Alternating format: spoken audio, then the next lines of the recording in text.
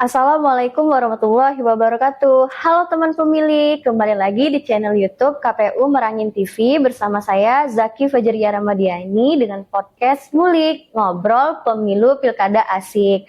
Hari ini telah datang anggota KPU Kabupaten Merangin Divisi Teknis Penyelenggaraan, yaitu Pak Kenny Afisayuti atau akrab disapa Pak Kenny.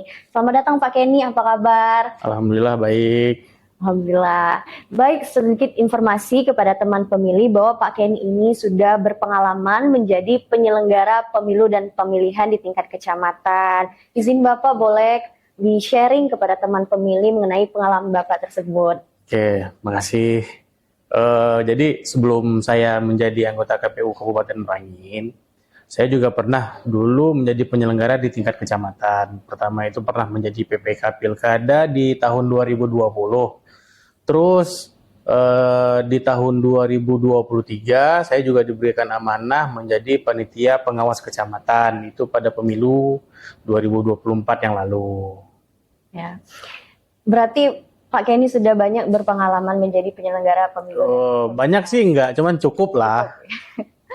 Baik, teman pemilih, itu tadi sedikit sharing dari Pak Kenny menjadi penyelenggara pemilu dan pemilihan.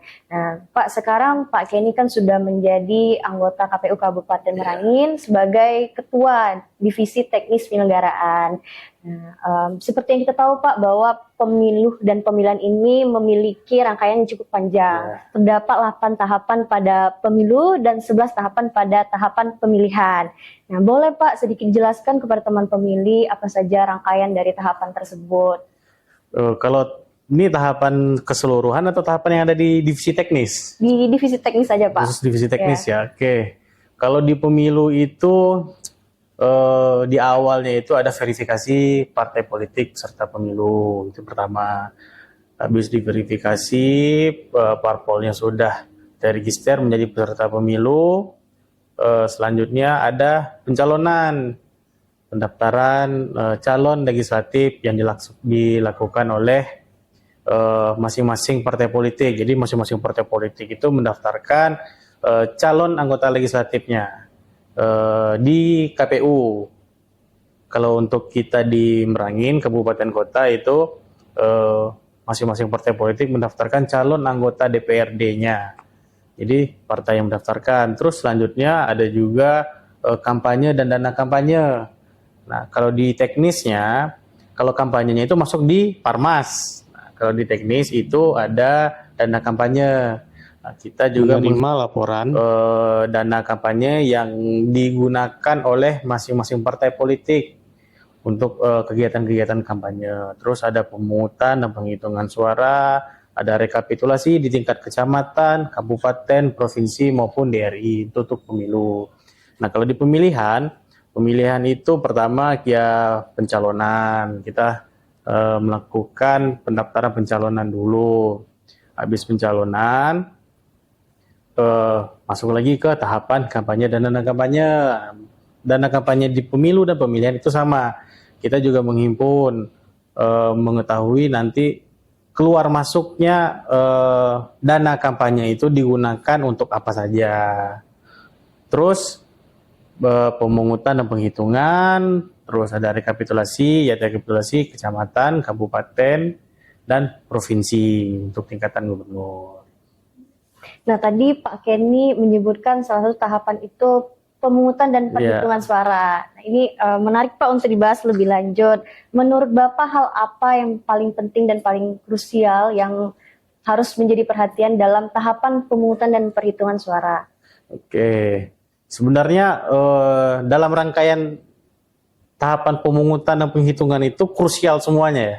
Yang jelas kan memastikan pemilih yang hadir di dalam TPS itu benar-benar orang yang memiliki hak untuk menggunakan hak pilihnya.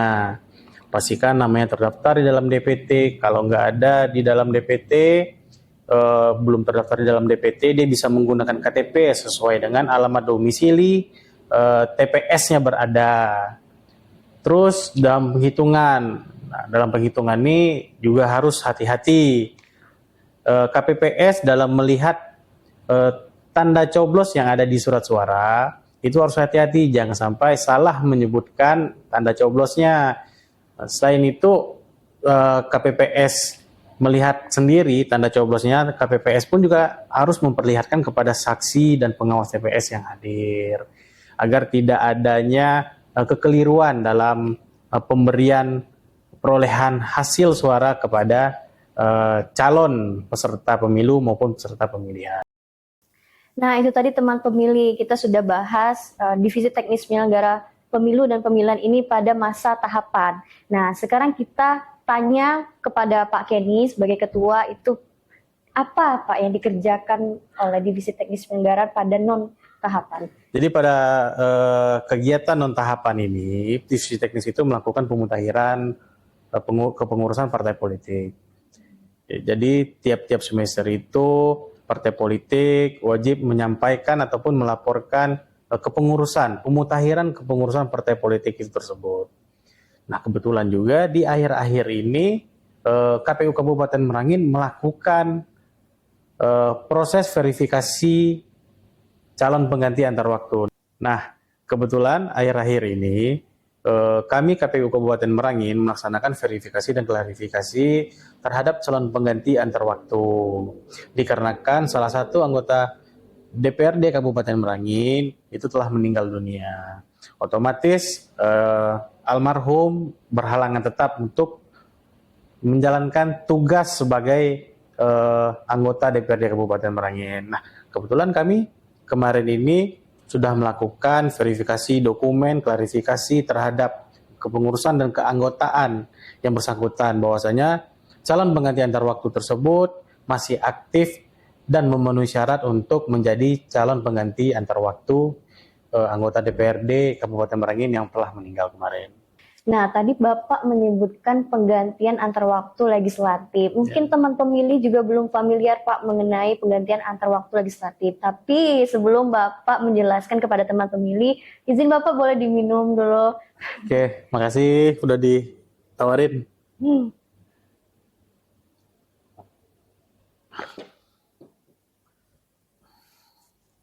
Silakan Pak, boleh dijelaskan. Jadi PAW ya? Ya. Prosesnya itu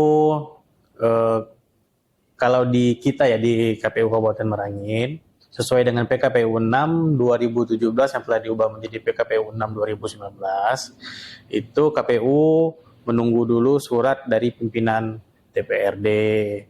Setelah menerima surat itu, kita melakukan proses verifikasi dan juga klarifikasi terhadap dokumen, terus terhadap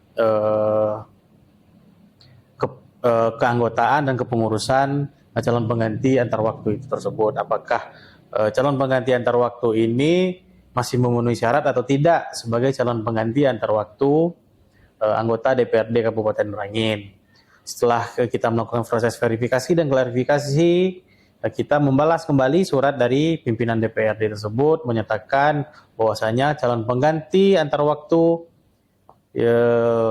anggota DPRD tersebut telah memenuhi syarat. Berarti prosesnya penggantian antar waktu legislatif ini cukup panjang ya Pak? Dibilang panjang sih enggak, karena kita sesuai dengan PKPU tersebut kita diberikan waktu 5 hari kerja untuk melaksanakan rangkaian prosedur untuk melaksanakan proses penggantian antar waktu itu. Nah, teman pemilih, berarti divisi teknis penyelenggara ini bukan hanya bertugas pada masa tahapan pemilu dan pemilihan, tapi juga bertugas pada saat non-tahapan pemilu dan pemilihan. Salah satu tadi yang dijelaskan oleh Pak Kenny mengenai penggantian antar waktu legislatif. Boleh Bapak minta closing statement kepada teman pemilih? Oke, closing statement ya. Dan jadi untuk teman-teman pemilih, pastikan menggunakan hak pilih itu pada pilihan yang tepat, karena masa depan bangsa ini ada pada pilihan teman-teman pemilih semua. Nah, teman pemilih, itu tadi closing statement dari Pak Kenny. Terima kasih Pak Kenny telah berkenan hadir di podcast pada hari ini. Oke, makasih. Teman pemilih jangan khawatir, kami akan kembali dengan episode selanjutnya yang tentunya lebih bermanfaat dan inovatif. Jangan lupa pantengin terus sosial media KPU Kabupaten Merangin. Saya Zaki Fajria Ramadiani. Saya Kenny Afes Sayuti. pamit undur diri. Wassalamualaikum warahmatullahi wabarakatuh. Sampai jumpa.